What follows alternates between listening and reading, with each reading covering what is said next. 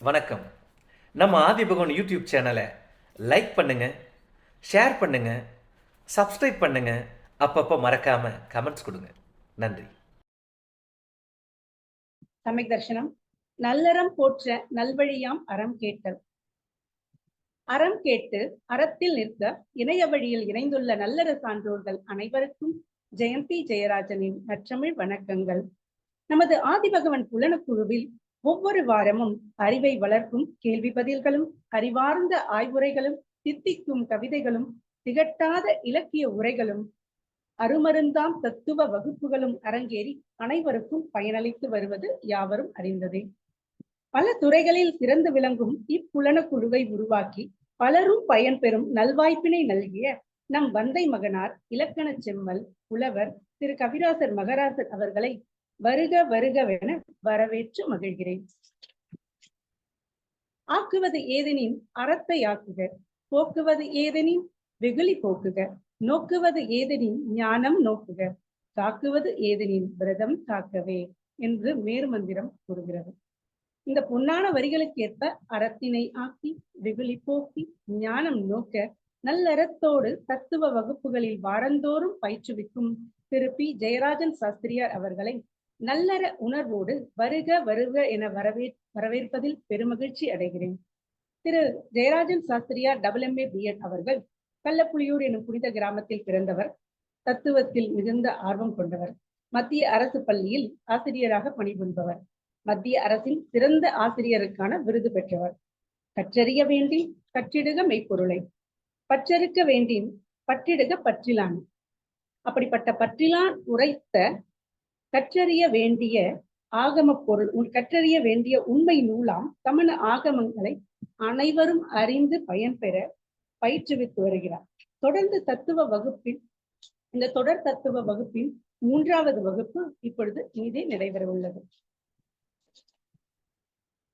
மேலும் தனது இனிமையான குரலில் இப்பொழுது அழகாக இறைவணக்கம் பாடிய செல்வி நக்ஷத்ரா சேன்குமார் அவர்களையும் நயம்பட நன்றியுரை நவில வருகை புரிந்துள்ள பட்டிமன்ற பேச்சாளர் பேராசிரியர் திருமதி ஜான்சி ரிஷி அவர்களையும் ஆதிபகவன் நிர்வாக குழுவினரையும் மற்றும் அழகிய பொன்மாலை பொழுதில் அறம் கேட்க இணைந்திருக்கும் அற ஆர்வலர்கள் அத்துணை பேரையும் ஆதிபகவன் புலனக்குழுவின் சார்பாக இன்முகத்துடன் வருக வருகவென வரவேற்பதில் பெருமகிழ்ச்சி அடைகிறேன். நன்றி, வணக்கம். இப்பொழுது தத்துவ வகுப்பு ஆரம்பமாகிறது. பூமாலை முதலாய புனையாறு திருமூர்த்தி காமாதி வென்றுயர்ந்த கடவுள் என்றறையுமே.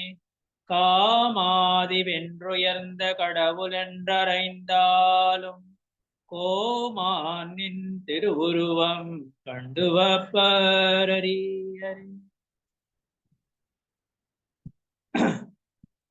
இன்றைய வகுப்பில் நாம் 12 பாவனைகள், 6 சிந்தைகள் என்கிற தலைப்பில் சர்ச்சை செய்ய உள்ளோம்.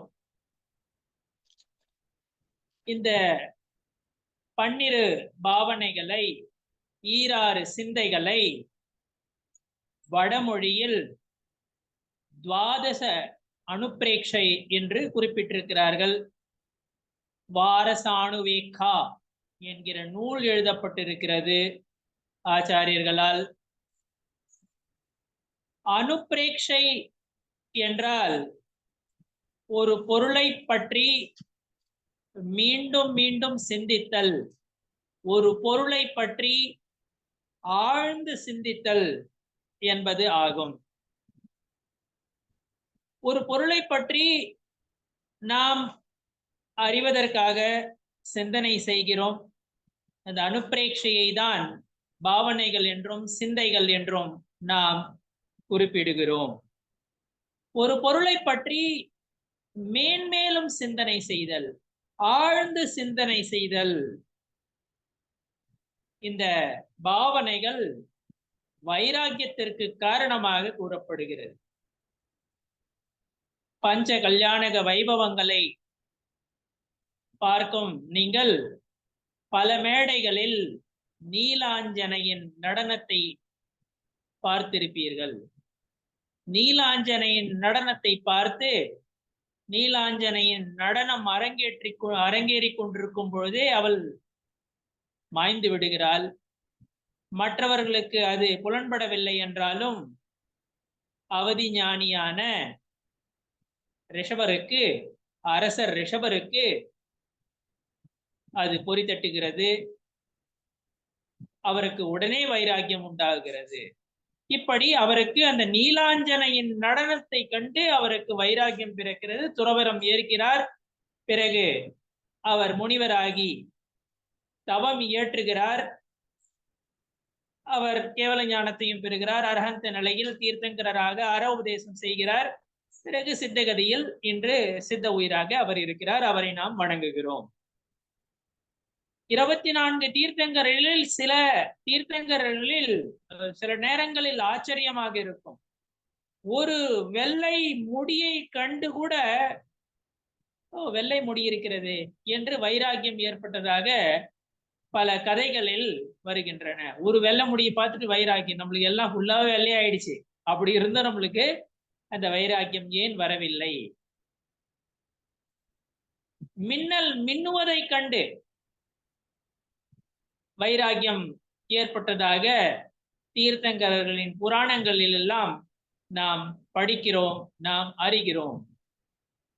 எவருக்கு சிந்தனை இருக்கிறதோ, எவருக்கு அறத்தில் ஆர்வம் இருக்கிறதோ, எவருக்கு ஆன்ம முன்னேற்றத்தில் ஆர்வம் இருக்கிறதோ, எவருக்கு மும்மணியை பெறுவதில், முக்தி பாதையில் செல்வதில், மோட்சத்தை அடைவதில், ஆன்ம முன்னேற்றம் அடைவதில் ஆர்வம் இருக்கிறதோ அவருக்கு ஏதாவது ஒரு சிறிய காரணத்தால் ஏற்பட்டு விடுகிறது. நாம் 12 சிந்தைகள், இவற்றை பற்றி முதலில் அறிய வேண்டும், சர்ச்சை செய்ய வேண்டும். பிறகு இதை ஆழ்ந்து சிந்தித்து இந்த 12 சிந்தனைகளை நாம் மேற்கொண்டு மேலும் மேலும் இதை பற்றி சிந்தித்து நமக்கும் வைராக்கியம் கிடைக்க வேண்டும். இந்த வைராக்கியம் பொதுவா சொல்றோமே, வாழ்க்கையில எனக்கு பெரிய அவன் மேல எனக்கு வைராக்கியமா வந்துடுச்சு, நான் வைராக்கியமா இருக்கிறேன், அவன் வீட்டுக்கு போக மாட்டேன், அந்த வைராக்கியம் இங்கு கிடையாது. இங்கு உலகியல் தொடர்புகளை தவிர்த்தல், உலகியல் வாழ்க்கையிலிருந்து தன்னை விலக்கிக் கொண்டு ஆன்ம முன்னேற்றத்திற்காக வாழ்க்கையை முழுவதுமாக பயனுள்ளதாக ஆக்கிக் கொள்ளுதல், தர்ம காரியங்களில் தர்மத்தில் தன்னை நிலைநிறுத்திக் கொள்ளுதல், ஆன்மனில் நிலைநிறுத்திக் கொள்ளுதல், அந்த வைராக்கியத்தை பத்தி இங்க சொல்றோம். அது நான் கொஞ்சம் வைராக்கியம் சாதாரணமா உலகியல் வாழ்க்கையில் சொல்லப்படும் வைராக்கியம் என்ற சொல் இங்கு இல்லை என்பதை நாம் இங்கு புரிந்து கொள்ள வேண்டும். ஒரு விஷயத்தை நாம் அறிய வேண்டும் என்றால், ஆழமாக அறிய வேண்டும் என்றால், அதை பற்றி மேன்மேலும் நாம் சிந்தனை செய்ய வேண்டும். பொருளை பற்றி, ஒரு பொருளை பத்தி தெரிஞ்சுக்கணும்னா நிறைய சிந்தனை செய்யணும், அதை பத்தி நம்ம நிறைய யோசிக்கணும். சரிங்களா? அந்த அந்த பொருளை பத்தி யோசிக்கணும் அல்லது தெரிஞ்சுக்கணும் அப்படின்னா அதை அறிய வேண்டும் என்கிற, அந்த பொருளை பற்றி அறிய வேண்டும் என்கிற அவா வேண்டும். அதாவது இப்ப தத்துவம் தெரிஞ்சுக்கணும் அல்லது ஜனதர்மத்தை தெரிஞ்சுக்கணும், ஆகமங்களை புரிஞ்சுக்கணும் அப்படின்னா தத்துவ வகுப்புல நாம ஜாயின் பண்ணணும் அப்படின்ற அவா வர வேண்டும். அப்பதான் வந்து ஜாயின் பண்ணுவாங்க. அது ஆன்லைன் வகுப்பாக இருக்கலாம், அல்லது கோவில்களில் நடக்கும் அற உபதேசமாக இருக்கலாம், அது எந்த விதத்தில் ஒன்றாலும் இருக்கலாம், அல்லது தத்துவ சர்ச்சையாக இருக்கலாம். அந்த ஆர்வம் இருக்கும் பொழுதுதான் அந்த சிந்தனை எழும், அந்த பாவனை எழும். அதில் அந்த மேலும் மேலும் சில நேரங்கள்ல இன்னொன்னு என்னன்னா, எதன் மீது நமக்கு ஆர்வம் இருக்கிறதோ, எதில் ஆர்வம் இருக்கிறதோ அந்த பொருள் பத்தி நிறைய தெரிஞ்சிருந்தாலும் மேன்மேலும் அதை பத்தியே நம்ம யோசிப்போம். இப்ப மும்மணி அதை பத்தி நமக்கு தெரியும், ஆகமங்கள்ல படிச்சிருக்கோம், கேட்டு இருக்கிறோம், தெரிஞ்சிருந்தோம் மேன்மேலும் அதை பற்றி நாம் ஏன் அறிய விரும்புகிறோம்? மேன்மேலும் அதை பற்றி நாம் ஏன் சிந்தனை செய்கிறோம்? 7 தத்துவங்களை பற்றியோ, மும்மணியை பற்றியோ, அல்லது 12 பாவனைகளை பற்றியோ நான் ஏன் மேன்மேலும் சிந்தனை செய்கிறோம்? ஏனென்றால் நமக்கு அதில் ஆர்வம் இருக்கிறது.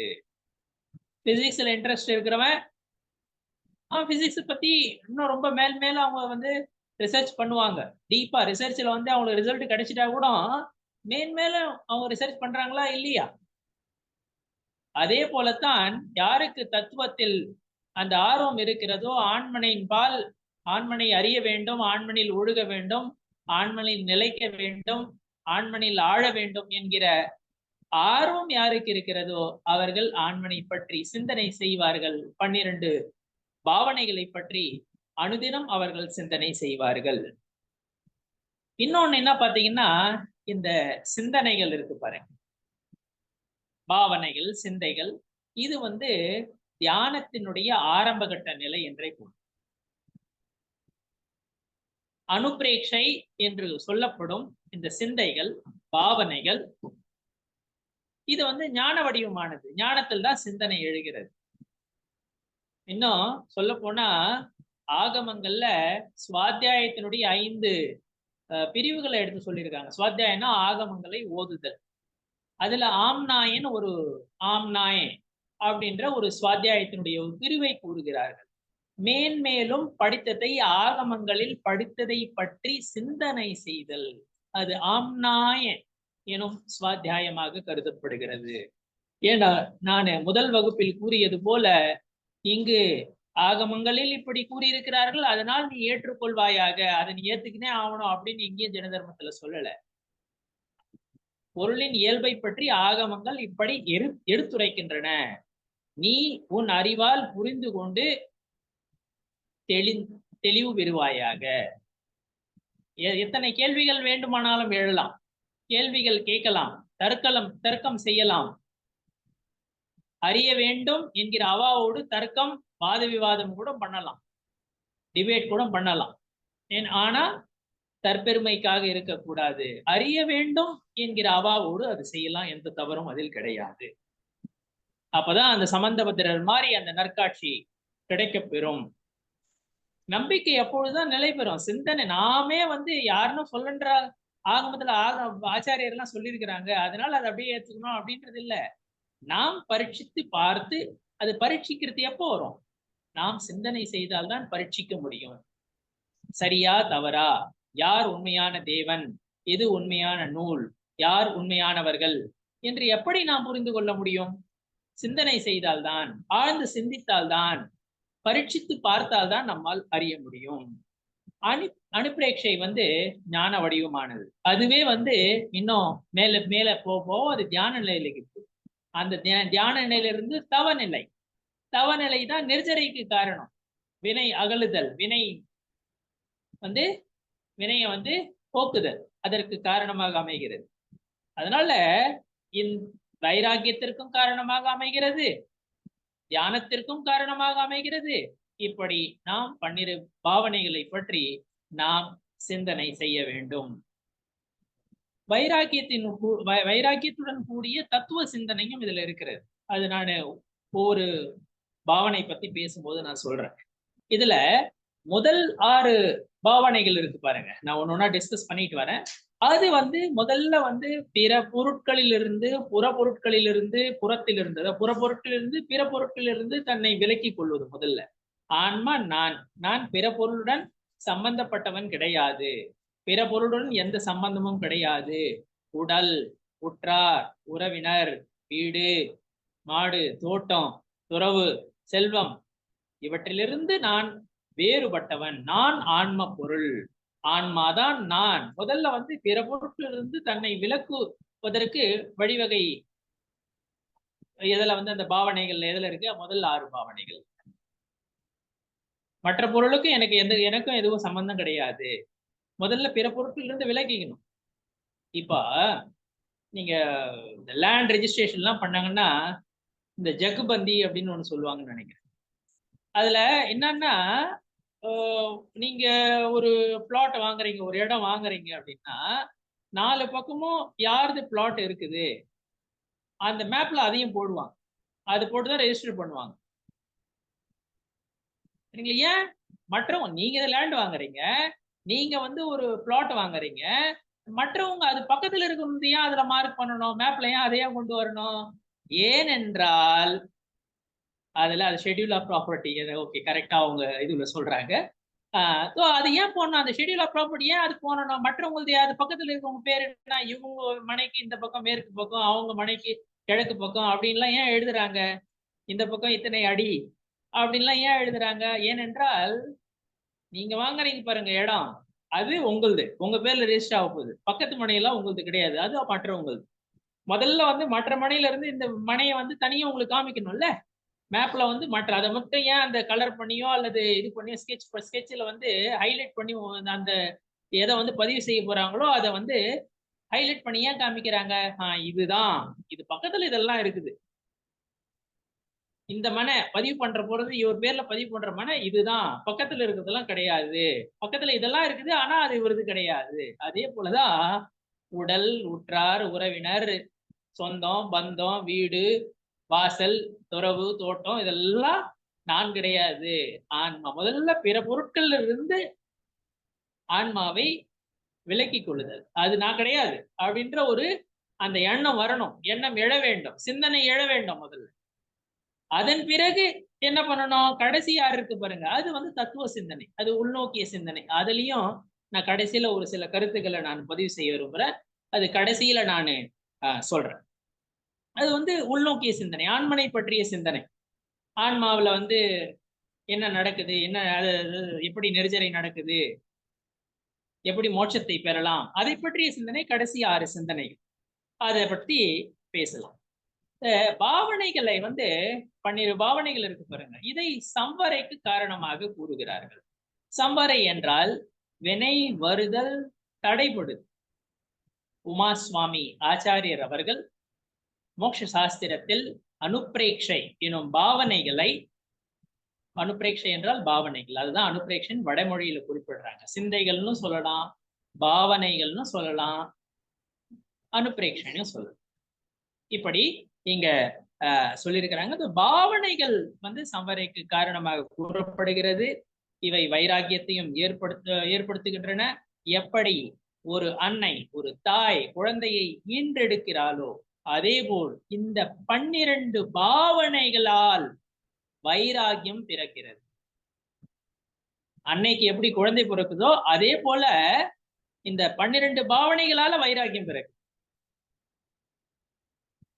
அதனால் இந்த 12 பாவனைகளை நாம் பாவிக்க வேண்டும், சிந்தைகளை மேற்கொள்ள வேண்டும், சிந்தனை செய்ய வேண்டும். சிந்தனைதான் ஒருவனை உச்சிக்கு அழைச்சி செல்கிறது, சிந்தனைதான் ஒருவனை கீழேவும் தள்ளுகிறது. அதனால் சிந்தனை எப்படிப்பட்ட சிந்தனை இருக்க வேண்டும்? இது மட்டும் இல்ல, ஆன்ம முன்னேற்றத்திற்காக மட்டும் அல்ல, உலகியல் வாழ்வில் கூட எவ்வளவு டென்ஷன் இன்னைக்கு, எவ்வளவு மனுஷனுக்கு எவ்வளவு வந்து ஒரு எதிர்மறையான சூழல்கள் அமைகின்றன. அதிலிருந்து நம்மை காத்து கொள்ளவும் மென்டல் ஹெல்த் இருக்கு பாருங்க, அதற்காக கூட இந்த சிந்தனைகள் 12 சிந்தனைகள் மிகவும் உபயோகமானவையாக இருக்கின்றன. கிடைக்காத, அதாவது எதை பெற வேண்டும் என்று எண்ணுகிறோமோ, எந்த பொருள் வேணும்னு நினைக்கிறோமோ அது கிடைக்காத போது, வேண்டாத பொருள் கிடைக்குது, அந்த நேரத்திலையும் இந்த பாவனைகளை தான் பாவிக்க வேண்டும்.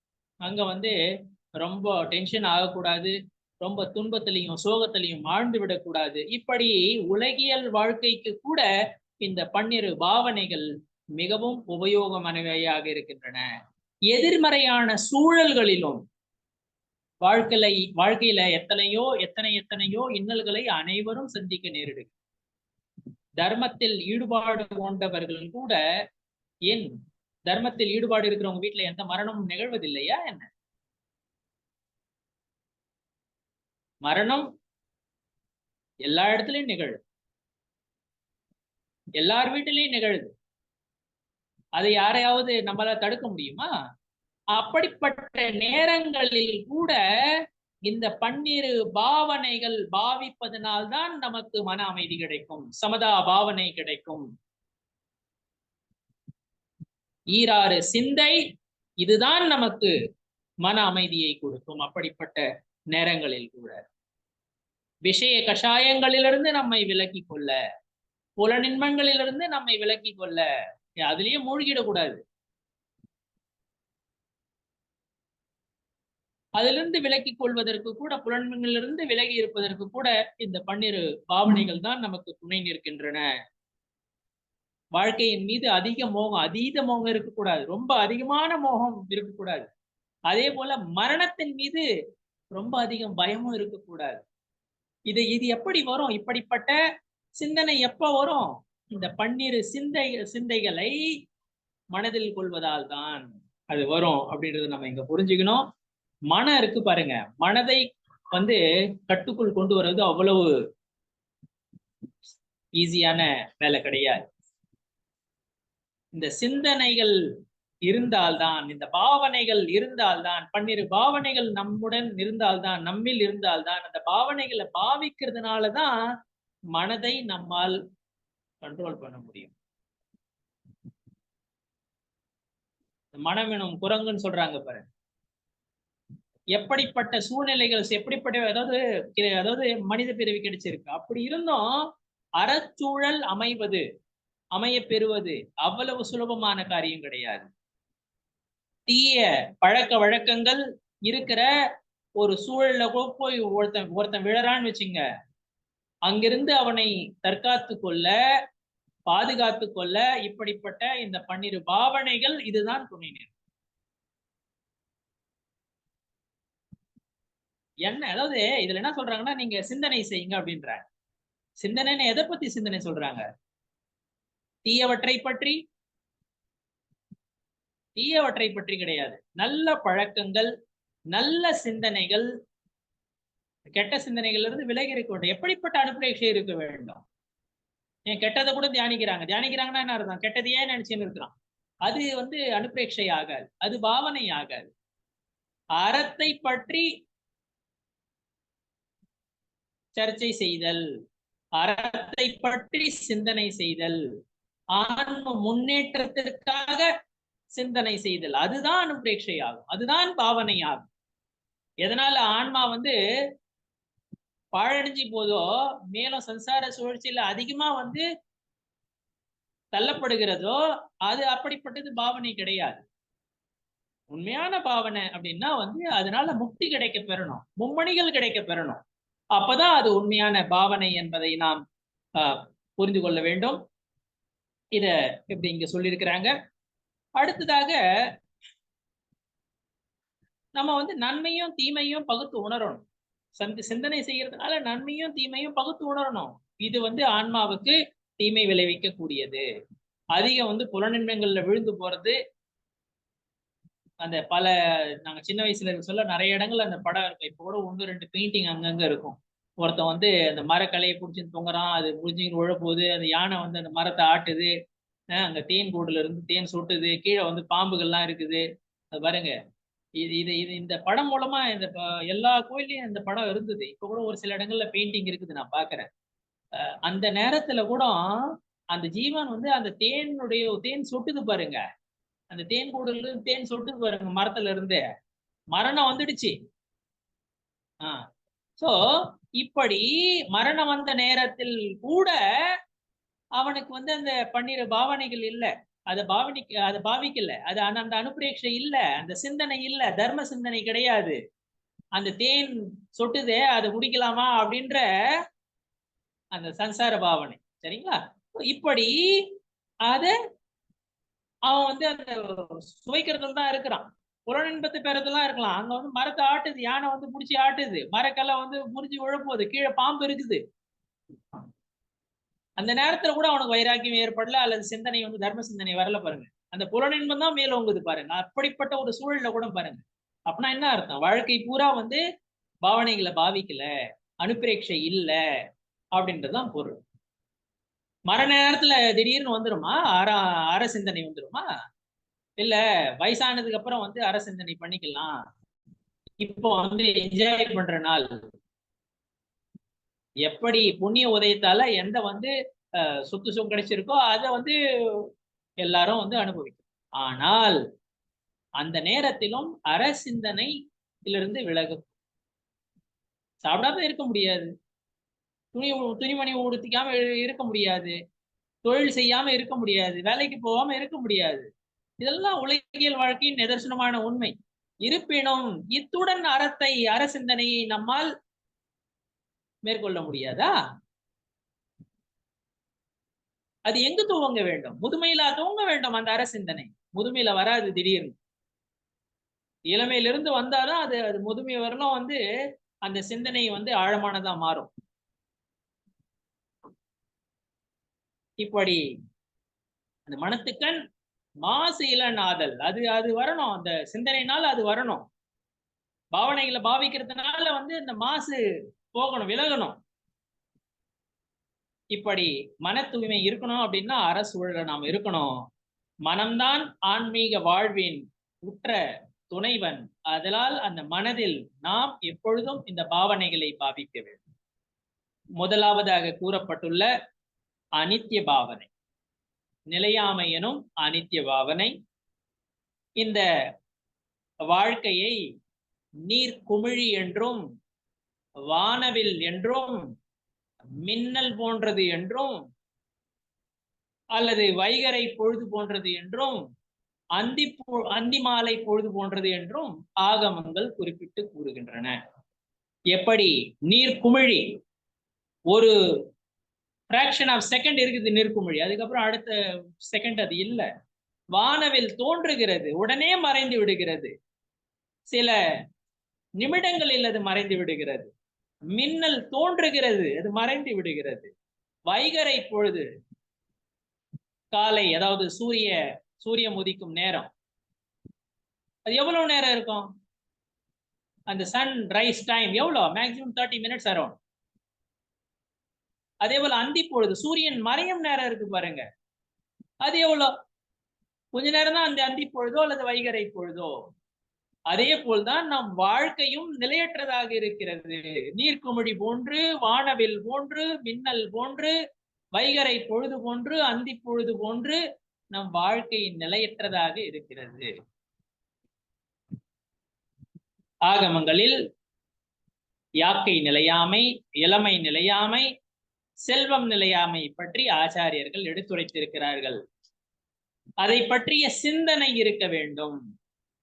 எவன் இந்த உலகத்தில் ஜனித்திருக்கிறானோ அவன் மரணத்தை அடைவான். பிறக்கும் ஒவ்வொரு உயிரும் மரித்தே ஆக வேண்டும். யாரும் இங்கு அமரர் கிடையாது. கூடுவன எல்லாம் பிரிவனவாம். எத்தனையோ சொந்தங்கள், பந்தங்கள் அனைத்தும் இருக்கின்றன. இல்லற தர்மத்தை நாம் கடைபிடிக்கிறோம். இல்லறத்தில் அனைவரையும் பாதுகாப்பது, அனைவருடன் அன்புடன் இருப்பது நம் கடமை, அதை நம்ம செய்யணும். ஆனால் எல்லாம் பிரிவனவாம், அந்த அற சிந்தனையும் இத்துடன் இருக்க வேண்டும். இன்னொன்னு என்னன்னா, இதெல்லாம் தான் போயிட போதே என்னை விட்டு அப்படின்னு அவங்க மேல வெறுப்பு வரணும்ன்ற அவசியம் கிடையாது. அனுப்பிரேட்சையில ஐயோ இதான் என்னை விட்டு போயிட போதே, இதெல்லாம் வெறுத்துடுறேன், வெறுப்பு கிடையாது. அனுப்பிரேட்சை என்பது வெறுப்பை உண்டாக்குவது கிடையாது. இந்த அனித்திய பாவனை சிந்தனை, நிலையாமை சிந்தனை ஏன் மேற்கொள்ள வேண்டும் என்றால், இந்த உடலை பெற்றிருக்கிறோம், புலனின்பங்கள் ஓரளவு அது தானா அந்த நிலைக்கு ஏற்ப புலனின்பங்களை அனுபவிக்கிறோம். ஏனென்றால் அது நம்ம துறவல நிலையில இல்லை, அல்லது அரஹந்த நிலையில நம்ம கிடையாது. அப்படி இருந்தும் இத்துடன் அற சிந்தனையும் இருக்க வேண்டும் அல்லவா? உண்மை நிலையை நாம் அறிய வேண்டும் அல்லவா? பொருளின் நிலையாமை பற்றியும் பொருளின் இயல்பை பற்றியும் நாம் சிந்திக்க வேண்டும் அல்லவா? அறிய வேண்டும் அல்லவா? இந்த பொருள் இப்படிப்பட்டது, இதனுடைய தன்மை இது, இது எல்லா பொருளும் நிலையற்றதாக, change is only the permanent thing. மாறுகை மட்டுமே நிலையானதாக இருக்கிறது. மாறுகை, மரணமும் ஒரு மாறுகை தானே. திரவியம் மட்டும்தான் நிலைத்திருக்கிறது. பரியாயங்கள் தோன்றி மறைந்து கொண்டேதான் இருக்கின்றன. மனித பிறவியும் ஒரு பரியாயம் தானே. அதனால் பிறவி எடுக்கும் ஒவ்வொரு உயிரும் மரித்தே ஆக வேண்டும். மனைவி, மக்கள், செல்வம், உடல், இளமை, எழில், வலிமை, எல்லாம் பெரிய சுற்றத்தார், இவை யாவும் நிலையற்றவை. அருமையா மேருமந்திர புராணத்துல இந்த வைஜெயந்தன் வந்து எல்லாருக்கும் தன்னுடைய மகன்கள் ஜெயந்தன், சஞ்சயந்தன், அவருடைய பேரன், மக்கள் அனைவருக்கும் அந்த அற உபதேசம் பண்ணுவார் மேருமந்திரத்துல. அந்த 12 பாவனைகள் அங்க வரும். திருக்கலமுகம் போன்ற நூல்கள்லயும் வருது, மேருமந்திர புராணத்திலையும் வருது. இந்த வாழ்க்கையானது வெட்ட வெளியில் ஏற்றி வைத்த விளக்கு போகும். வெட்ட வெளியில முதல்ல விளக்கை ஏற்றவே முடியாது. நாங்க எதனா ஃபங்க்ஷனுக்கு போட்டோம்னா எல்லா இடத்துலையும் முதல்ல விளக்கு குத்து விளக்கு ஏத்துறதுக்கு முதல்ல என்ன பண்ணணும், எல்லாத்தையும் ரெடி பண்ணிடுறோம், விளக்க ரெடி பண்ணிடுறோம், முதல்ல ஃபேன் ஆஃப் பண்ணணும், அதுக்கு மேல இருக்கிற ஃபேன் ஆஃப் பண்ணணும், அப்பதான் குத்து விளக்கு ஏற்ற முடியும். இல்ல கொஞ்ச நேரம் அது எரியும். அதே போலதான் இந்த வாழ்க்கையானது வெட்ட வெளியில் ஏற்றி வைத்த விளக்கு போன்றது. எவ்வளவு நேரம் அது இருக்கும்? மாற்றம் ஒன்றே நிலையானதாக இருக்கிறது. அதனால் அதை பத்தி சிந்தனை செய்ய வேண்டும்.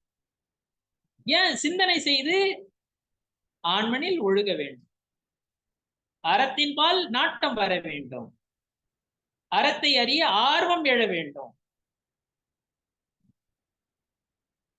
இப்படி நாம பெருமழையை பொழியுது, பெருமழை அதிக மழை பெய்யுதுன்னு வச்சுக்கோங்க. பெஞ்சதுக்கு அப்புறம் வெள்ளம் கரை போன்று புரண்டு ஓடுது, எல்லாம் கரையெல்லாம் உடைச்சிக்கின்னு வெள்ளம் போகுது. மழை நின்ன உடனே தண்ணி வர்றது, மழை கொட்டுறது நின்று போச்சு.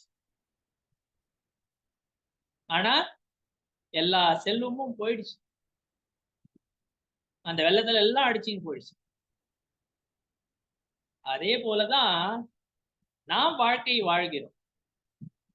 அது வாழ்க்கையின் நிலையற்ற தன்மை இருக்கிறது.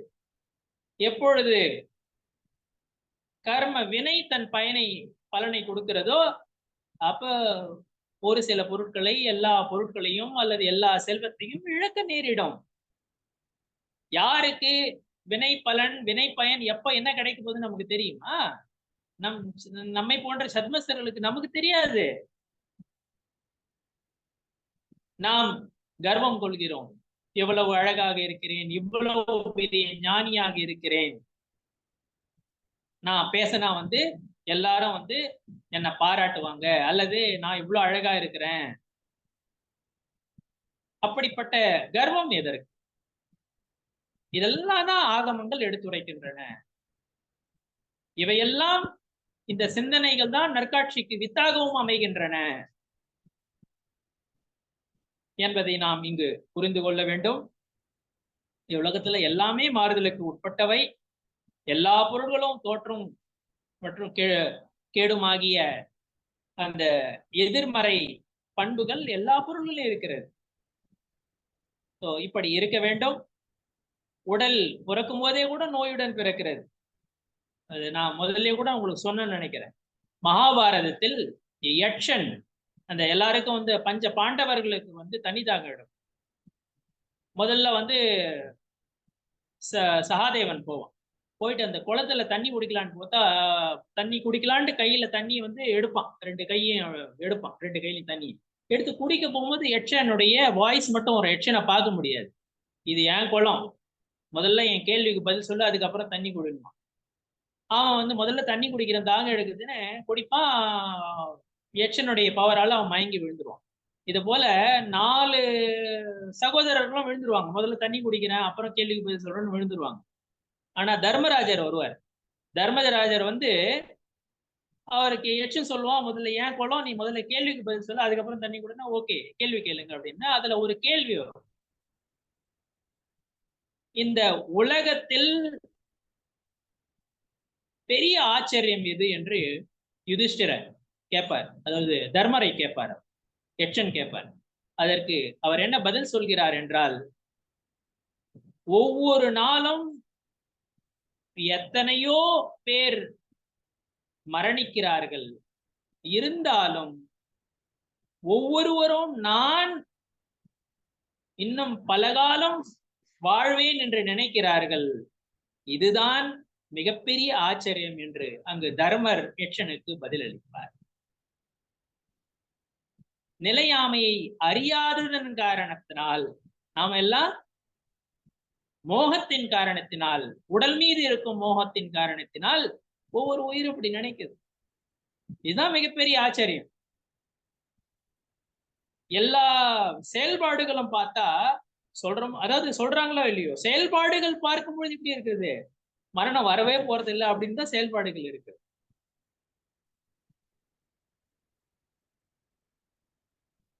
இப்படி பூமாலை வாடியவுடன் என்ன பண்றோம்? கழுத்துல போட்டுக்கிற பூமாலை வாடிச்சுன்னா என்ன பண்றோம்? அதை தூக்கி எரிஞ்சிடறோமா இல்லையா? அதே போலதான் குடும்பத்துல ஒரு நிகழ்வு, நடக்கக்கூடாத நிகழ்வு நடக்கும் பொழுது என்ன பண்றோம்? நாமளும் செத்துடுறோமா? இல்லையே. வாழ்க்கையை தொடர்கிறோமா இல்லையா? இதுதான். ஏனென்றால் வாழ்க்கையினுடைய நிலையாமை பற்றி நமக்கு தெரியும், ஆனால் அதை பற்றி சிந்தனை செய்வதில்லை. சிந்தனை செய்து இந்த மனித பிறவியை பயனுள்ளதாக ஒவ்வொரு உயிரும் ஆக்கிக் கொள்ள வேண்டும். நிலையாமை பற்றி சிந்தனை, அனித்திய பாவனை பற்றிய சிந்தனை இருக்க வேண்டும். இப்படி இதுல நிலையற்றவை எல்லாமே, பொருட்கள் எல்லாமே நிலையற்றவை. ஆனா பொருட்கள் மீது வெறுப்பு கொள்ளுங்கன்னு சொல்லல. இது அனுப்பிரேட்சை வெறுப்பு கொள்றதுக்காக கிடையாது. வைராக்கியம்ன்றது வெறுப்பு கொள்றது கிடையாது. வைராக்கியம் என்பது பொருட்களுடைய உண்மை நிலையை அறிந்து கொண்டு, நிலையாமையை அறிந்து கொண்டு, எது நிலையானதோ அதை பற்றி நீ சிந்தனை செய். நீ யார்? நீ ஆன்ம பொருள். நீ உன் வடிவில் தான் நிலையா இருப்ப. அதனால நீ அதன் மீது சிந்தனையை செலுத்து, சிந்தையை செலுத்து அப்படின்னு சொல்றாங்க. மற்ற பொருளை நீ வெறுத்துரு அப்படின்னு சொல்லல இங்க. மற்ற பொருட்கள் நான் அல்ல அப்படின்ற அந்த உணர்வு வேண்டும், பிரித்தறிதல் வர வேண்டும், அந்த உணர்வு வர வேண்டும், பாவனை வர வேண்டும். அதுதான் இங்க. இப்படி இந்த நிலையாமை பற்றிய சிந்தனை இது ஆன்ம முன்னேற்றத்திற்கு மட்டுமல்ல, உலகியல் வாழ்விற்கும், உன்னதமான சீரிய உலகியல் வாழ்வு, இல்லற வாழ்வு, குடும்ப வாழ்க்கை, சமுதாய வாழ்க்கைக்கும் மிகவும் துணை புரிகிறது. இப்படி நாம் சிந்திக்க வேண்டும். அறத்தில் ஈடுபாடு கொள்வதற்கு அறத்தை பற்றிய சிந்தனை, ஆன்மனை பற்றிய சிந்தனை, உலகத்தை பற்றிய சிந்தனை, நிலையாமை பற்றிய சிந்தனை, இவற்றையெல்லாம் மேற்கொள்ள. அடுத்ததாக அசரண பாவனை எனப்படும் அடைக்கலமின்மை. ஒரு ஆச்சாரியர் எழுதுறாரு, என்ன சொல்றாருன்னா, இந்த உலகத்தில் நிச்சய நய நோக்கில் பார்க்கும் பொழுது ஆன்மா அடைக்கலம் கொடுக்குது நமக்கு. விவகார நய நோக்கில் பார்க்கும் பொழுது 5 பரமேட்டிகள் அடைக்கலம் தருகிறார். வேறு யாருமே நமக்கு அடைக்கலம் தர முடியாது அப்படின்ற சொல்லியிருக்கிறாங்க. தேவேந்திரன், அசுரேந்திரன் அல்லது ககேந்திரன். ககேந்திரன்னா பறவைகளினுடைய அரசன், ககேந்திரன் என்று சொல்லுவார்கள், வடமொழி சொல் ககேந்திரன். தேவேந்திரன், அசுரேந்திரன், ககேந்திரன் எல்லாரும் மாய்ந்து விடுகிறார்கள். 4 பிறவைகளில் பிறக்கும் எல்லா உயிர்களும் மாய்ந்து விடுகின்றன. வைராக்கியம் என்பது மன உறுதியை கண்டிப்பாக கொடுக்கிறது. எவருடைய அற சிந்தனை, ஒரு கேள்வி கேட்டிருக்கிறாங்க டெக்ஸ்ட் மெசேஜ்ல, அதுக்கு நான் பதில் அளிக்கிறேன். எவருக்கு எவ்வளவு அற சிந்தனை மேலோங்குகிறதோ, எவ்வளவு அந்த 12 பாவனைகளை பற்றிய சிந்தனை எவ்வளவு ஆழமாக இருக்கிறதோ அந்த அளவிற்கு அவர்களுக்கு அந்த திடத்தன்மை, மனதில் திடத்தன்மை வரும், அறத்திலையும் ஈடுபாடு வரும், அறத்திலையும் அந்த திடமான ஈடுபாடு வரும். அவர்களுடைய அந்த சிந்தனையினுடைய வளத்தை பொறுத்தது, அல்லது எவ்வளவு நம்பிக்கையுடன் அவர்கள் சிந்தனை செய்கிறார்கள் அதை பொறுத்து அந்த மன வலிமை வரும். யாருக்கு ரொம்ப மன வலிமை அதிகமா வரும்போது அவங்க துறவரத்துக்கு காட்டுக்க போயிடுவாங்க.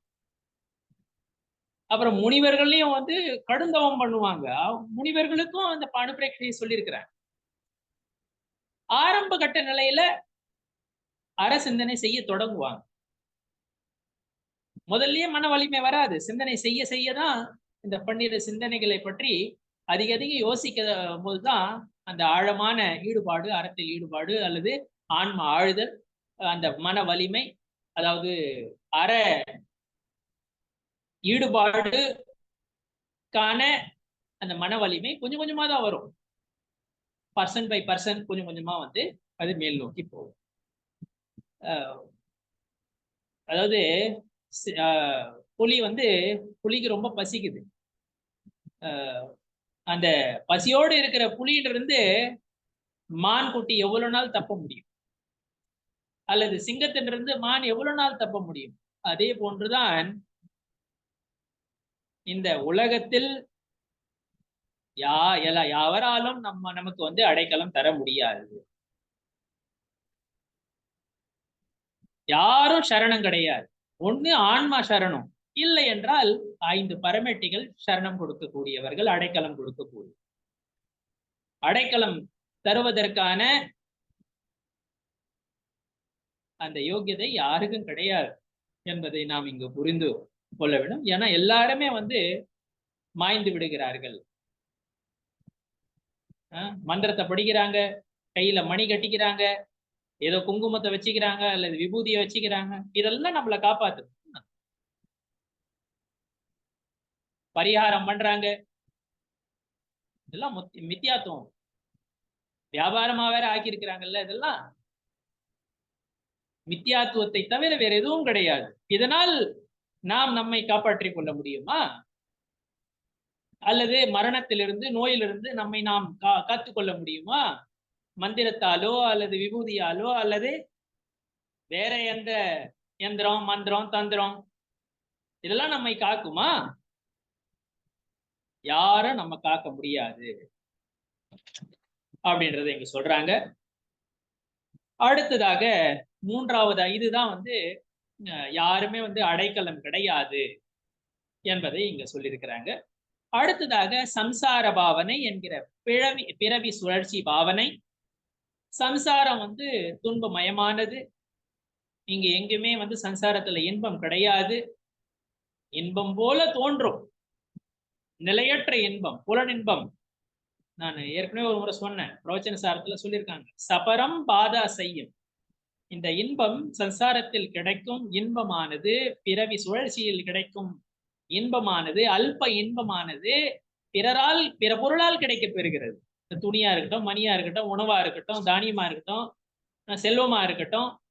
அப்புறம் அதனால என்னது, இதுல இடையூறுகள் நிறைய இருக்குது.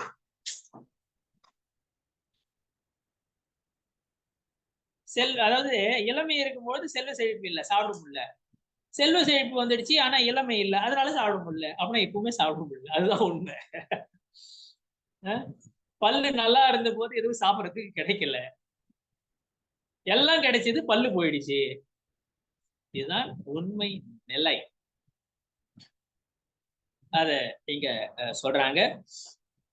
4 கதிகள்ல வந்து உழல்கிறது இந்த ஜீவனானது. பஞ்ச பராவர்த்தனைகளை மேற்கொள்ளுகிறது. பஞ்ச பராவர்த்தனை நான் ரொம்ப டீப்பா போல, 12 பாவனைகளை பத்தி சொல்லணும். அதற்கே இன்னைக்கு இன்னொன்னு என்னன்னா, 12 பாவனைகள் ரொம்ப நிறைய சொல்ல வேண்டியது இருக்கு. அதனால இன்னைக்கு 12 விரதங்களை பற்றி நான் இன்னைக்கு பேசல, அது அப்புறம் பார்க்கலாம். ஏன்னா இது வந்து ரொம்ப ஆழமா இதை பத்தி பேச வேண்டியது இருக்குது கொஞ்சம். பிற பொருட்களின் பால் விருப்பு வெறுப்பு இதெல்லாம் நமக்கு இருக்கிறது. அதனாலதான் வந்து சம்சாரத்துல இந்த ஜீவன் உழல்கிறது. இந்த சம்சாரத்துல பிறக்காத இடம், 84 லட்சம் யோனிகளில் பிறக்காத இடமே கிடையாது. 3 உலகத்தில் திரசநாளியில பிறக்காத இடமே கிடையாது. திரசநாளிக்கு வெளியே பிறக்காத, இந்த திரசநாளிக்குள்ளதான் திரச உயிர்கள் இருக்கும். 3 உலக அமைப்புள்ள உங்களுக்கு தெரியும்னு நினைக்கிறேன், சரிங்களா? அதே போல இந்த திரசநாளிக்கு வெளியே ஏகேந்திரிய ஜீவனா பிறக்காத இடமே கிடையாது. நிகோதத்துல, எல்லா இடத்துலயும், நரகத்துல, சொர்க்கத்துல, நவகிரக வரலாம் போயிடுது இந்த ஜீவன். இப்படி பிறக்காத இடமே கிடையாது. ஆனால் இந்த பிறப்பில் அல்லது இந்த பிறவி சுழற்சியில் இன்பம் கிடையவே கிடையாது. பிறவாமையே இன்பம். பிறவாமையில் தான் பேரின்பம் இருக்கிறது என்பதை புரிந்து கொள்ள வேண்டும். சம்சாரத்தில் இன்பம் இல்லை, பிறவி சுழற்சியில் இன்பம் இல்லை என்பதை புரிந்து கொள்ள வேண்டும். அதை பற்றி சிந்தனை செய்ய வேண்டும். இவ்வுலகில் 4 கதியில் 5 பராவர்த்தனைகளில் 84 லட்சம் யோனிகளில் பிரச பரியாயத்தில் ஏகேந்திரிய பரியாயத்தில் எங்கும் சுகம், நிலையான சுகம் இல்லை என்பதை ஆழ்ந்து சிந்தித்து ஏற்க வேண்டும், புரிந்து கொள்ள வேண்டும், சிந்தனை செய்ய வேண்டும், பாவனை பாவிக்க வேண்டும். பிறப்பு, மூப்பு, பிணி இதனால் வரும் துன்பங்களை தான் நாம் அனுபவிக்கிறோம். இப்படி இத ஏன் இந்த சம்சாரத்தை பத்தி சொல்றாங்க அப்படின்னா, இத உண்மை நிலையை விலக்கி இதுல உண்மையான இன்பம் இல்ல. ஒரு சில இடங்கள்ல வைராக்கியத்திற்கான காரணமாக கூறப்படும் இந்த 12 பாவனைகள் இருக்கு பாருங்க. ஒரு சில இடங்கள்ல வெறுப்பு கூட உண்டாக்குறாங்க. ஆனா வெறுப்பை உண்டாக்கி அந்த ஒரு படம் ஏதோ ஒன்று பார்த்துருந்தேன். ஏதோ ஒருத்தர் இந்த ஸ்போர்ட்ஸ் பர்சனை ஏதோ ஒரு ஹீரோ சொல்லுவாரு, குண்டம்மா குண்டம்மா அப்படின்னு கலாய்ப்பாரு. அந்த பொண்ணு போய் அப்படியே மிடில் இதுல இருந்து அப்படியே கோல் நேரா கோல்ல போய் விழும். அது அந்த பால் ஃபுட்பால் அப்படியே நேரா கோல் ஆகும். ஃபுட்பாலினுடைய மிட் கிரவுண்ட்ல இருந்து அப்படியே அப்படியே கோல் ஆகும். அதே போலதான் இங்க கூட அந்த வெறுப்பு உண்டாக்குறாங்க. அதுல தவறு கிடையாது. வெறுப்பு உண்டாக்குறானே இது உண்மைதான் சொல்றாங்க. எங்கேயுமே இன்பம் இல்லை அப்படின்றது சொல்றாங்க. அது வெறுப்பை உண்டாக்கி சமதாபாவத்தை உருவாக்குவது. ஞாபகம் வச்சுங்க, வெறுப்பை உண்டாக்குவது அது நோக்கம் அல்ல என்பதை நாம் இங்கு புரிந்து கொள்ள வேண்டும். இப்படி சம்சார பாவனையை பற்றி விளக்கி இருக்கிறார். அடுத்ததாக ஏகத்துவ பாவனை, தனிமை பாவனை. மனைவி, மக்கள் அல்லது சுப அசுப கர்மங்களின் பலன்கள், அதாவது புண்ணியம் பாவம் அதனுடைய பலன் எல்லாத்தையும் தானே தான் அனுபவிக்கும். தான் அதாவது வரும்போது இந்த உலகத்துல தனியே தான் வந்தோம், போகும்போது தனியே தான் போகணும். இந்த பிறவியில வந்தபோது தனியே தான் வந்தோம், போகும்போது தனியே தான் போனோம். அப்படின்னா யார வேணாலும் எப்படி வேணாலும் ஏசலாம், யார வேணாலும் எப்படி வேணாலும் அவமானப்படுத்தலாம் அப்படின்னு கிடையாது. கரெக்டா பொருள் புரிஞ்சுக்கணும். ஒரு இல்லறத்தான் அனைவரையும் மதிப்புடன் சரியாக நடக்கும். அனைத்து உயிர்களிடத்தும் அன்பு பாராட்டுவார். சரியா புரிஞ்சுக்கணும். இங்க வைராகியம் கொள்ளணும்னா நீ யார வேணாலும் எப்படி வேணாலும் யாரையும் மதிக்காத அப்படின்ற பொருள் கிடையாது.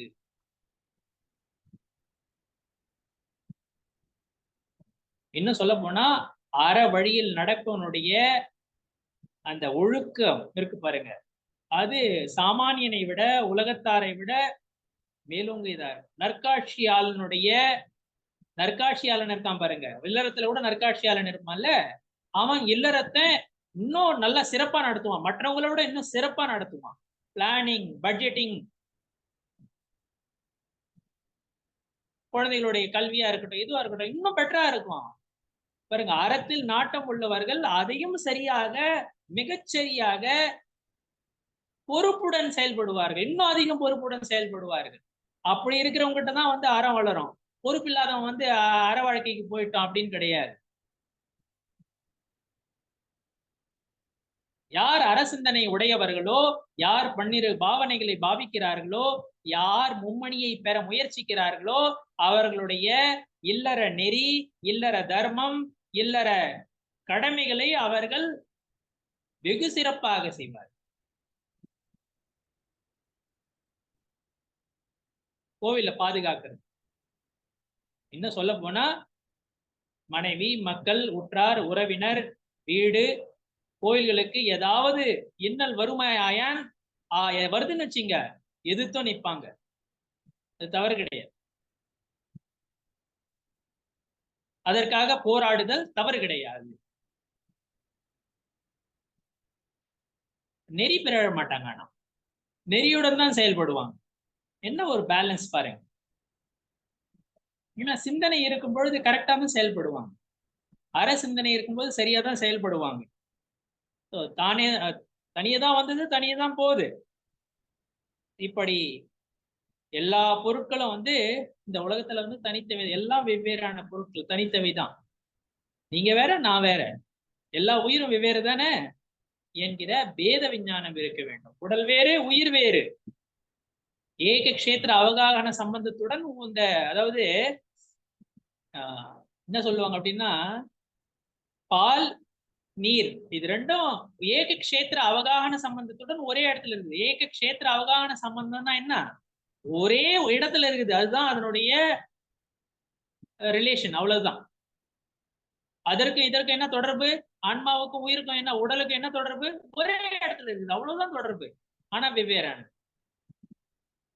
ஏக கஷேத்திர அவகானம். எப்படி வந்து பாலும் நீரும் ஒரே இடத்துல இருக்குதோ, பால்ல தண்ணி ஊத்திட்டீங்கன்னு வச்சுங்க, ஒரே இடத்துல இருக்குது, ஆனா பால் வேற தண்ணி வேற. அது அன்னப்பறவை பிரிச்சு எடுக்க தெரியும், அன்னப்பறவை அப்படின்றத இங்க சொல்லியிருக்கிறாங்க. இந்த ஆன்ம ஞானம் இருக்குது பாருங்க, அதுதான் வந்து உயர்ச்சியை தரக்கூடியது அப்படின்றத சொல்லியிருக்கிறாங்க. துன்பங்களை நாம எந்த வினை பயன் இருக்குன்னு வச்சுங்க, நமக்கு வர வேண்டிய துன்பத்தை வேற ஒருத்தர் வந்து அனுபவிக்க முடியாது. அதே போல ஆன்மா வந்து வினைகளுடன் தொடர்பு படுத்தி கூடுதல், வினை கூறுதல் இருக்கு பாருங்க, அதுவும் தவறு. ஏனென்றால் ஏகத்துவ பாவனை, தனிமை. வினை வந்து நமக்குள்ள நம்ம ஆன்மனில் ஏற்பட்ட விருப்பு வெறுப்பு போன்ற அந்த கஷாய பாவங்கள் காரணத்தினால அந்த இது ஏற்பட்டது, நம்ம வினை கட்டு ஏற்பட்டது. ஆனா வினைக்கட்டிலிருந்து நான் விலகியவன், என் ஆன்மா வேறு. அது கொஞ்ச காலத்துக்கு தான் வினைக்கட்டு என்னோட இருக்குது.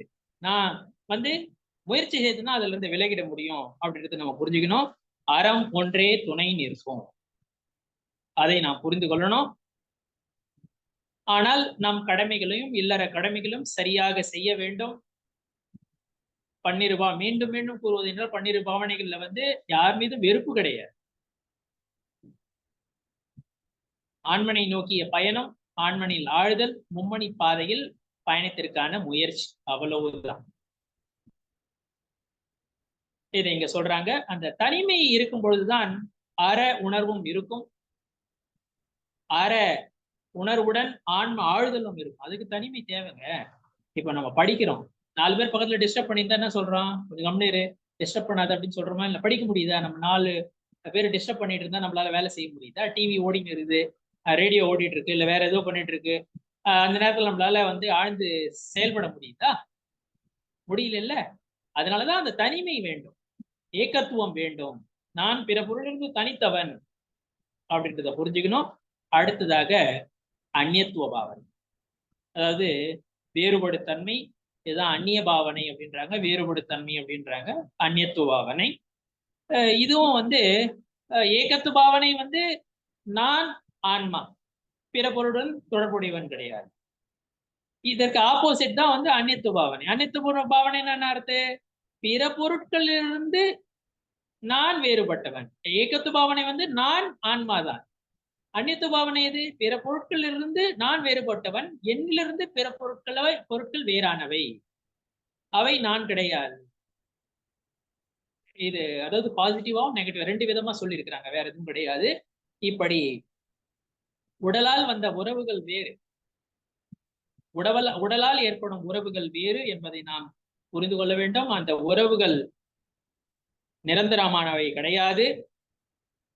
அதே போல நான் பெரியவனும் கிடையாது, எழுந்தவனும் கிடையாது அப்படின்றது. ஏன்னா உடலாலதான் நான் பெரியவன், நான் வந்து ரொம்ப ஃபேமஸ், அல்லது என்னை யாரும் மதிக்க மாட்டேன்றாங்க, நான் எவ்வளவு ஃபேமஸ் தெரியுமா, எனக்கு எவ்வளவு புகழ் தெரியுமா, இதெல்லாம் வந்து வெட்டி பேச்சு.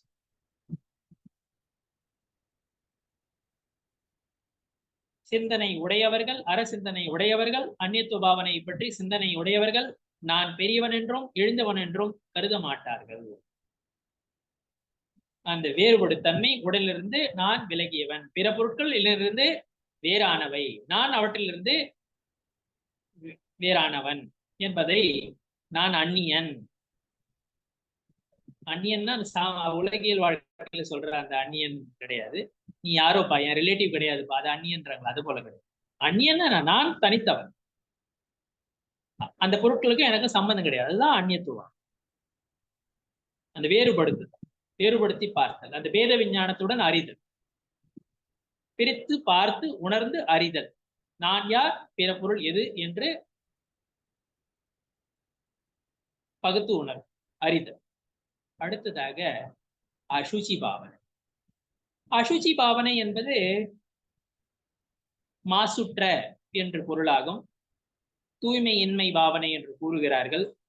இந்த உடலானது உதிரம், எலும்பு, புலால் நிறைந்ததாக இருக்கிறது. ஃப்ளஷ் அண்ட் போன், இதுதான் உடம்பு. இது அழுக்குகளினுடைய மூட்டையாக இருக்கிறது. இதுல புழுக்கள் இருக்கிறது, பூச்சிகள் இருக்கின்றன. மேல வந்து தோலால மூடப்பட்டு அழகா தெரியுது, அவ்வளவுதான். கருப்போ சிவப்போ வைரமோ குட்டையோ நெட்டையோ கொஞ்சம் அழகா பாக்குறதுக்கு தெரியுது. மேல பார்த்தா கொஞ்சம் அழகா தெரியுது. உள்ள வந்து அழுக்குகளினுடைய மூட்டை தான். உள்ள எல்லாம் இருக்குது, சீழ் ரத்தம் எல்லாம் இருக்குது.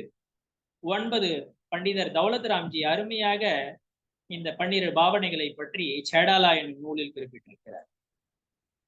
9 ஓட்டைகளிலிருந்து அழுக்குகள் பெருக்கெடுத்து ஓடுகின்றன, வழிகின்றன. அந்த அழுக்கு உள்ள ரம்பி 9 ஓட்டைகளால வெளியே போகுது அப்படின்னு.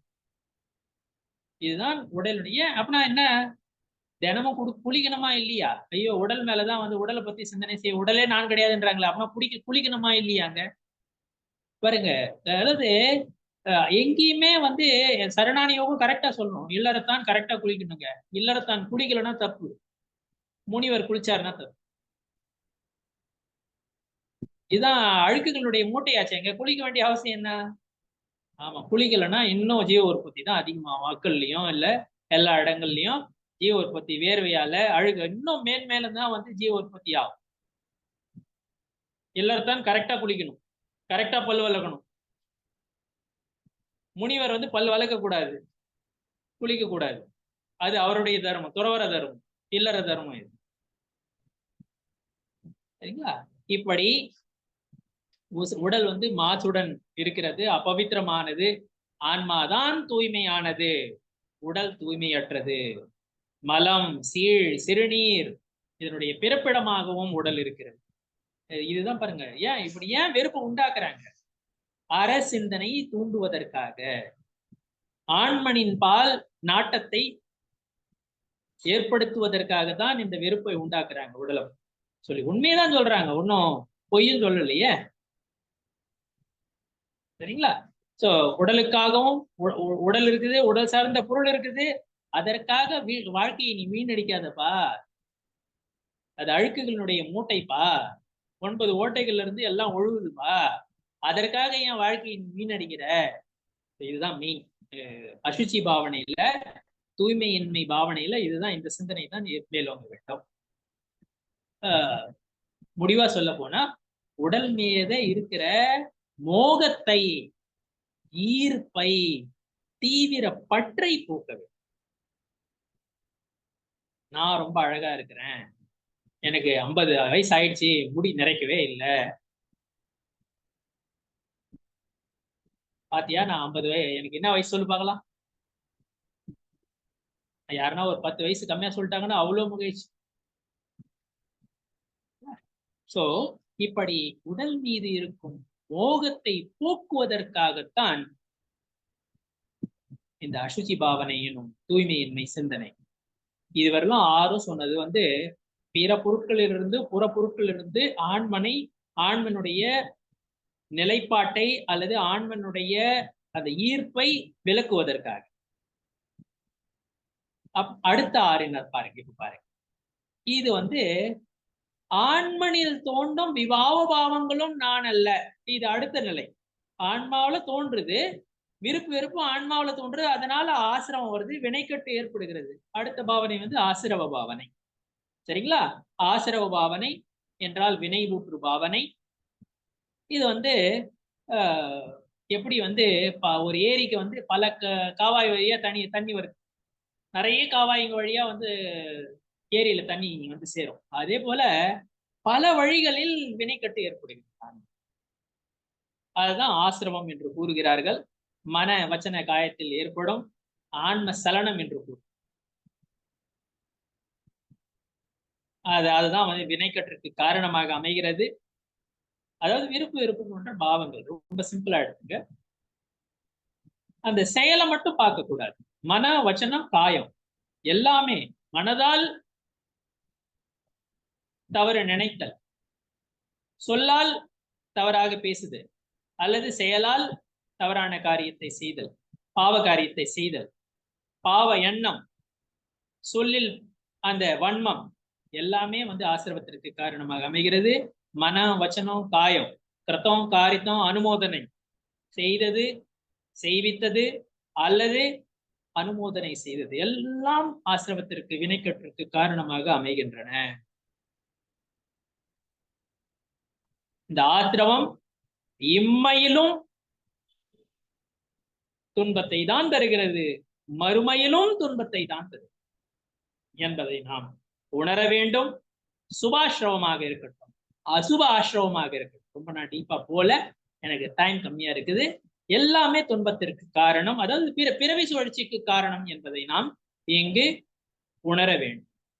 அசுப ஆசிரமத்தை காட்டிலும் சுபாசிரமம் நல்லது, தவறு கிடையாது. ஆனால் அதுவும் பிறவி சுழற்சிக்கு காரணம் என்பதையும் நாம் அறிய வேண்டும். ஞானமயமான ஆன்மா ஒன்றே வினைக்கட்டிலிருந்து நாம் விலகுவதற்கு துணை புரிகிறது.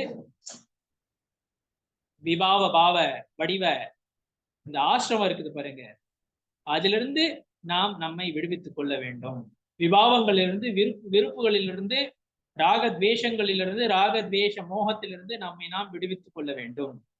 மன வச்சன காயத்தால் பாவ செயல்களை எண்ணக்கூடாது, வன்மம் இருக்கக்கூடாது, சொல்லிலும் செயலும் செய்யக்கூடாது. இவையெல்லாம் வினைக்கற்றிற்கு காரணமாக அமைகின்றன, சம்சார சுழற்சிக்கு காரணமாக அமைகின்றன, வினைக்கற்றிற்கு காரணமாக அமைகின்றன, ஆசிரமத்திற்கு காரணமாக அமைகின்றன, வினை ஊற்றிற்கு காரணமாக அமைகின்றன என்ற சிந்தனை வினை ஊற்று பாவனையில் இருக்க வேண்டும், ஆசிரம பாவனையில் இருக்க வேண்டும். ஆன்மாவில் தோன்றும் விபாவ பாவங்களும் ஆன்மா கிடையாது அப்படின்றதுக்கு சொல்லிட்டாங்க 7வது பாவனை. 8வது பாவனை சம்வரை. இந்த எல்லா பாவனைகளையுமே ஒண்ணு, இப்ப நான் ஒரு பாயிண்ட், எல்லா பாவனைகளுமே சம்வரைக்கு காரணம் என்று ஆச்சாரிய உமா சுவாமி மோட்ச சாஸ்திரத்தில் சொல்லியது. அனுப்பிரேக்ஷய சமிதி குப்தி தர்ம அனுப்பிரேக்ஷா பரிசஜய சாரித்ரை என்று இதெல்லாம் சம்வரைக்கு காரணம். வினை வருதல் தடைபடுதல், அதன் பெயர் தான் சம்வரை. அனுப்பிரேக்ஷையை வினை வருதல் தடைபடுவதற்கு காரணமாக கூறியிருக்கிறார் ஆச்சாரியர்.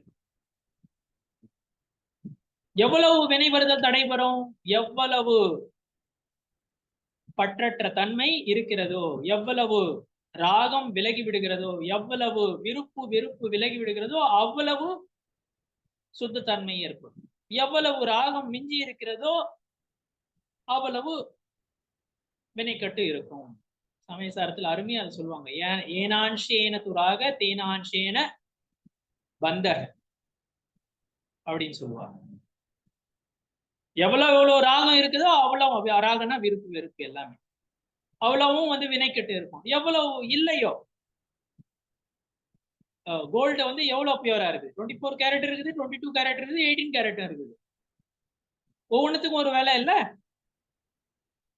எவ்வளவு பியூரிட்டின்றது ஒவ்வொரு அந்த கேரட் இருக்குல்ல, அதே போலதான் எவ்வளவு வந்து தூய தன்மை இருக்கிறதோ, எவ்வளவு வந்து அந்த பற்று விலகி இருக்கிறதோ, அல்லது வெறுப்பிலிருந்து ஆன்மா விலகி இருக்கிறதோ அவ்வளவும் வினைக்கட்டிலிருந்து விலகி இருக்கு. எவ்வளவு விலகி இல்லையோ அவ்வளவும் பந்தம் இருக்கிறது. 18 கேரட் அப்படின்னா மற்றது வந்து வேற மெட்டல் வந்து அதுல கலந்து இருக்கிறாங்க அப்படின்னு அர்த்தம். அந்த தங்கத்துல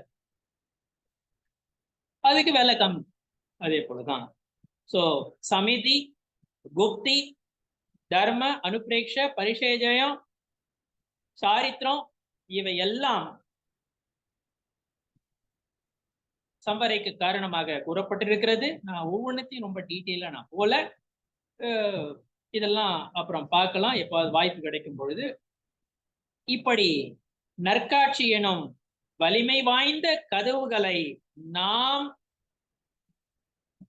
மூடிவிட்டால் வினை வருகை தடைபடும். நற்காட்சி எனும் கதவுகளை மூடணும்.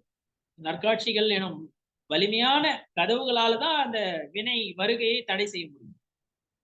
அதை மூடிட்டா, நற்காட்சி எனும் கதவை மூடிட்டா வினை வருகை தானாக நின்று விடும். அதாவது வருதல் தடைபடும், புதுசா வர்றது தடைபடும். நற்காட்சிக்கு அவ்வளவு வலிமை இருக்கிறது. வேற எந்த கதவுக்கும் வேற எந்த இதுக்கும் அவ்வளவு வலிமை கிடையாது. சரிங்களா? அடுத்ததாக இது வந்து சம்வரை. சம்வரை வந்து முதல்ல வந்து சம்வரை இப்ப என்ன பண்ண, இப்ப பாருங்க இன்னும் கொஞ்சம் டீப்பா போறாங்க. இப்ப ஆன்மாவுல எப்படி ஆழ்த்தணும்னு பாக்குறாங்க. சரி, ஓகே, ராகத்வேஷ மோகத்தை வந்து நீ உண்டு பண்ணிக்காத, ராகத்வேஷ மோகம் நீ கொள்ளாத, அது வினை கட்டு தடுத்துரும், ஆசிரவ பாவத்தை நீ வச்சுக்காத. அதுக்கப்புறம் வந்து ஏற்கனவே வந்துட்டு இருக்க வினைகள் தடைப்பட்டா நீ உன்னில் நிலைப்ப, சம்பரை பாவனையும் வந்துடுச்சு. அடுத்தது என்ன பண்ணோம், ஏற்கனவே தங்கி இருக்கிற கர்மத்தை வெளியேற்றணும், அது நெர்ஜரை பாவம். புரியுதுங்களா? எப்படி வந்து அந்த அந்த 12 பாவனைகள்ல வந்து எப்படி வந்து முன்னேற்றம் பாருங்க. அது முதல்ல 6 பாவனைகள்ல இருந்து பிற பொருட்கள்ல இருந்து அந்த விஷனை அல்லது அந்த இதுவை வந்து விளக்கண, அதை நீ உற்று நோக்காது, ஆண்மனை மட்டும் உற்று நோக்கு. உன்னுடைய பார்வை அது மேல இருந்து விலகணும், உன்னில் மட்டும்தான் இருக்கணும்னாங்க. சரி, அதுக்கப்புறம் ஆன்மாவில் ஆசிரமம் இருக்குதே, வினைக்கட்டு இருக்குதே, அது இருக்குதுன்னு பாத்துக்க. ஆனா அதுல இருந்தும் நீ வந்து உன் பார்வை விலக்கிக்க. அப்புறம் என்ன பண்ணு, ஏற்கனவே இருக்கிற இந்த இது ஒரு வந்து இருக்கிற பாவங்களை அல்லது வினைக்கட்டை வந்து நீ வந்து தடுத்து நிறுத்துரு, அது சம்வரை. ஏற்கனவே வந்து கட்டிக்கிட்ட கர்மம் இருக்குது பாருங்க, அல்லது வினை இருக்குது பாருங்க, அதை வெளியேறு, அது வந்து நெர்ஜரை. அந்த நெர்ஜரை வந்து 2 விதமாக கூறப்படுகிறது. ஒன்று சவிபாக நெர்ஜரை, இன்னொன்று அவிபாக நெர்ஜரை. எல்லா ஜீவன்களுக்குமே சவிபாக நெர்ஜரை உண்டுங்க. அந்த படகு ஓட்டை அதெல்லாம் அந்த எக்ஸாம்பிள்லாம் இருக்குது. சரிங்களா? இப்படி சவிபாக நெர்ஜரைனா வந்து தானா வந்து நேரம் வரும்பொழுது அந்த ஸ்திதி பந்தம் முடியும் போது அந்த உதயத்துக்கு வந்து பலனை கொடுத்துட்டு கர்ம க்ஷயம் ஆயிடுறது, கர்மம் வந்து போயிடுறது. அது எல்லாருக்கும் கர்மம் கட்டினா வந்து பலனை தந்துட்டு போயிடும். அது எல்லாருக்குமே நிகழுது. பல சவிபாக நெர்ஜரைனால வந்து சம்சாரம் அழாது, அதாவது அறுபடாது. புரியுதுங்களா? பிறவி சுழற்சி வந்து அறுபடாது, பிறவி சுழற்சி வந்து நம்ம தடுக்க முடியாது. அப்படின்னா என்ன, அவிபாக நெர்ஜரை இருக்கணும். தவ வலிமையால் அந்த கர்மங்களை அழிக்கணும், போக்கணும் அப்படின்றது நம்ம புரிஞ்சுக்கணும். அந்த அவிபாக நெர்ஜரை எப்படி ஏற்படும், தவத்தின் வலிமையால். அதைதான் உமாசுவாமி அவர்கள் தபசா நெர்ஜராட்ச என்று கூறுகிறார். தவத்தால் நிர்ஜரையும் சம்வரையும் ஏற்படுகிறது என்று உமாசுவாமி அவர்கள் எடுத்துரைக்கிறார். சம்யக் திருஷ்டி, அதாவது நற்காட்சியாளன் தன் ஆண்மனை அவலம்பனம் செய்து, அதாவது ஆண்மனில் நிலைத்து சுத்தியை பெறுகிறான். அப்பொழுது கர்ம வினைகள் க்ஷயமாகுகின்றன, நெர்ஜரை ஆகுகின்றன, கழிகின்றன, கெடுகின்றன. இப்படி நெர்ஜரை பாவனையை பற்றி நாம் சிந்திக்க வேண்டும். வினை செறிப்பை பற்றி நாம் சிந்திக்க வேண்டும். காரிருள், அதாவது ரொம்ப இருட்டா இருக்குன்னு வச்சுங்க, காரிருள் கடுமை எண்ணி மலைக்காது கைவிளக்கேற்றி காரியத்தை முடிக்க வேண்டும். ஐயோ, ரொம்ப வினை கட்டு இருக்குதே, ரொம்ப இருட்டா இருக்குதே, என்ன பண்றது? ரொம்ப இருட்டா இருக்குதுன்னா எப்படியாவது கையிலனாவது விளக்கு ஏத்தி கொஞ்ச இருளை போக்க விரும்பணும், முயற்சி செய்யணும். அதே போலதான் வினைக்கட்டு அதிகமாக இருந்தாலும் நாம் வினைக்கட்டை போக்குவதற்கு நெர்ஜரைக்கு முயற்சி செய்ய வேண்டும். அற சிந்தனையால் தவத்தால் அதை முயற்சிக்க வேண்டும். அந்த இப்படி நல்லறிவு, அதுதான் வந்து அது நல் ஞானம் தான் வந்து அதற்கு காரணமாக அமையும். இந்திரிய சுகத்திலிருந்து வைராகியம் ஏற்படணும், அப்பதான் நெர்ஜரை ஏற்படும். இந்திரிய சுகம் அல்லது புலனின்பத்தின்பால் ஈர்ப்பு இருந்தால் நெர்ஜரை ஏற்படாது, வினை செறிப்பு ஏற்படாது. அதே போல தவம் செய்வதற்கான ஆர்வமும் அவாவும் இருக்க வேண்டும். அந்த தவத்தால் தான் இது வந்து முனி நிலையில தான் அதிகம் ஏற்படும் நெர்ஜரை என்பதையும் நாம் இங்கு புரிந்து கொள்ள வேண்டும். இது முனி நிலை தான். பாருங்க எப்படி மேல் நோக்கி போது பாருங்க. அடுத்ததாக லோக பாவனை. இந்த மூலக அமைப்பை பத்தி எல்லாருக்கும் தெரியும். எங்க திரசநாடி இருக்குது, எங்க நரகம் இருக்குது, நிவோதம் இருக்குது, 84 லட்சம் யோனிகள்ல எப்படி பிறக்குது, 4 கதியில எப்படி உழலுது, எல்லாம் தெரியும். ஆனா இந்த உலகத்தை யாரும் ஆக்கவும் இல்லை, அழிக்கவும் இல்லை. 6 பொருட்களால் ஆனது இந்த உலகம் என்பதை எண்ண வேண்டும். பொருள் எல்லாமே இயல்பாக இருக்கின்றன, உலகமும் இயல்பாக அமைந்திருக்கிறது என்பதை எண்ண வேண்டும். ஏனென்றால் உலகத்தையோ அல்லது மற்ற பொருட்களையோ யாரோ வந்து ஆக்கி விடுகிறார்கள் அல்லது ஆக்குகிறார்கள் என்றால் கர்த்தத்துவ புத்தி என்று பொருள். யாரோ ஒருத்தர் செய்யறாங்க, எந்த பொருளும் மற்றொரு பொருளில் மாற்றத்தை ஏற்படுத்த முடியாது என்பதை நாம் உணர வேண்டும். இதை பற்றி சிந்தனை செய்ய வேண்டும். கர்த்தத்துவ புத்தி இருக்கக்கூடாது. எந்த ஒரு பொருளும் மற்ற பொருளில் மாற்றத்தை ஏற்படுத்த முடியாது. அப்படின்னா டீச்சர் வந்து எப்படி இங்க பாடம் நடத்தி 100 மார்க் பையனை வாங்க வைக்கிறாரு? அவர் உறுதுணையாக மட்டும்தான் இருந்தார், நிமித்தமாக மட்டும்தான் இருந்தார். He was just an instrument in the student's success. அவ்வளவுதான். மாணவனின் அந்த திறன் வெளிப்பாட்டிற்கு உறுதுணையாகவும் காரணமாகவும் மட்டும்தான் இருந்தார். அவர் அந்த செயல் வடிவில் பரிணமிக்கவில்லை. எந்த பொருளும் மற்றொரு பொருள் வடிவில் பரிணமிக்க முடியாது. மற்ற பொருளின் வெற்றி தோல்வதற்கு, மற்றவரின் வெற்றி தோல்விற்கு நாம் காரணமாகவும் அமைய முடியாது. உறுதுணை அல்லது நிமித்த காரணமாக வேண்டுமானால் இருக்கும். கடைசியாக போதி துர்லபம், அறம் பெறல் அரிது, ஞானம் பெறல் அரிது. இந்த போதின்ற வேர்டு வருது பாருங்க. போதின்றதுக்கு அர்த்தம் வந்து மும்மணின்னு அர்த்தம். போதிக்கு அர்த்தம் வந்து மும்மணின்னு அர்த்தம். மும்மணியை பெறுதல் அரிது என்பது இதனுடைய பொருளாகும். மும்மணி இல்லாம எவ்வளவு தவம் பண்ணி பால தவம் சொல்லுவாங்க. நற்காட்சி இல்லாம பண்ண தவம். முனிவனாய் கூட நற்காட்சி இல்லாம தவம் பண்ணி அந்த மந்த கஷாயத்தின் காரணத்தினால வெறுப்பு கம்மியா இருந்ததன் காரணத்தினால நவகிரக வேகம், சொர்க்கத்துல வந்து நவகிரக வேகம் வரலாம் சர்வார் சித்தி கீழே. அதாவது நவகிரக வேகத்துல இருந்து இந்த உலக அமைப்பு படி பாத்தீங்கன்னா சித்தலோகம் ரொம்ப கிட்டம், சரிங்களா? அது வரலாம் கூட போகுது இந்த ஜீவன். அவ்வளவு மந்த கஷாயங்க, கோவமே வராது. அப்படிலாம் ஒரு நல்ல ஒரு, அதாவது முனி ஒழுக்கத்தெல்லாம் கடைபிடிச்சு, ஆனா நற்காட்சி கிடையாது, மந்த கஷாயம் இருந்தது. அதனால நவகிரகம் கூட போச்சு. ஆனா சம்மை ஞானம் கிடைக்கவில்லை, சம்மை தர்சனம் கிடைக்கவில்லை, ரத்னத்திரயம் கிடைக்கவில்லை. ஆன்ம ஞானம் கிடைப்பது அரிது அரிது. மனிதராய் பிறப்பது மட்டும் அரிது கிடையாதுங்க. தமிழ் இலக்கியங்கள்ல வர மாதிரி இந்த வடகடலில் இட்ட நுகத்தடியின் துளையில் தென்கடலில் இட்ட ஒரு கடைக்குச்சி சென்று தானாக பொருந்துவது போல வந்து இந்த மனித பிறவி கிடைக்க பெற்றிருக்கிறது. மது இன்னும் ஒரு சில இடங்கள்ல தமிழ் இலக்கியங்கள்ல இப்படி கூட வருது. மது மாமிசம் நிரம்பிய நிறைய குடங்கள் இருக்குது, அது நடுப்புற ஒரு குடத்துல வந்து அமிர்தம் இருக்குது. அந்த அமிர்த குடத்துல, அமிர்தம் வச்சிருக்கிற குடத்துல ஒரு குருடன் தான் கையில் இருக்கிற மாணிக்கத்தை எடுத்து தூக்கி போட்டா கரெக்டா அந்த அமிர்தம் இருக்கிற குடத்துல போய் விழற மாதிரி இந்த மனித பிறவி கிடைக்கப்பட்டிருக்கிறது. எப்படி அரிதாக அந்த பிறவி கிடைக்கப்பட்டிருக்கிறது, அரசூழல் நமக்கு கிடைக்கப்பட்டிருக்கிறது, அற சிந்தனை செய்யும் அந்த சூழல் நமக்கு அமைந்திருக்கிறது. இப்படி மனித பிறவி, குலம், அரசூழல் இதெல்லாம் பெறுவது மேன்மேலும் அரிதானதாக இருக்கிறது. நமக்கெல்லாம் இந்த பிறவியில் கிடைக்கப்பட்டிருக்கிறது. நற்காட்சி இல்லாதவர் அழகாக இருந்தாலும் கண்களற்றவர்களை போன்றவர்கள். அழகா இருக்கு, நல்ல ஒரு முகம், நல்ல முகவாட்டு, ஆனா கண் கிடையாது. நற்காட்சி இல்லைன்னா அப்படிப்பட்ட ஒரு நிலைதான்.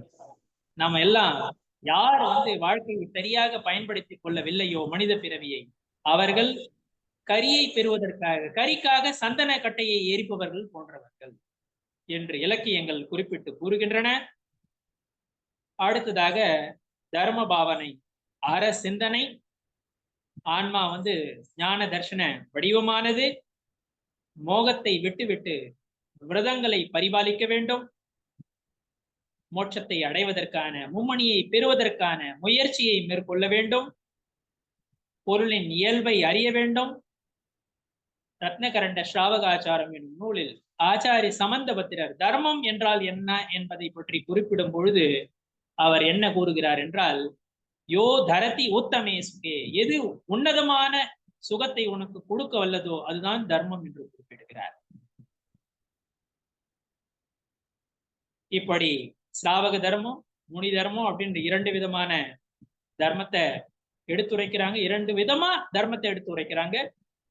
அந்த தர்மம் தான் இம்மைக்கும் மறுமைக்கும் உற்ற துணை, அறம்தான் என்பதை நாம் உணர வேண்டும். வேண்டிய வேண்டியாங்கு எய்துவிப்பது அறமே என்பதை நாம் உணர வேண்டும். வேண்டிய வேண்டியாங்கு எய்துவிப்பது அறமே என்பதை நாம் உணர வேண்டும். நாம் அற்ப புலனின்பங்களுக்காக வாழ்க்கையை வீணடித்துக் கொள்ளக் கூடாது.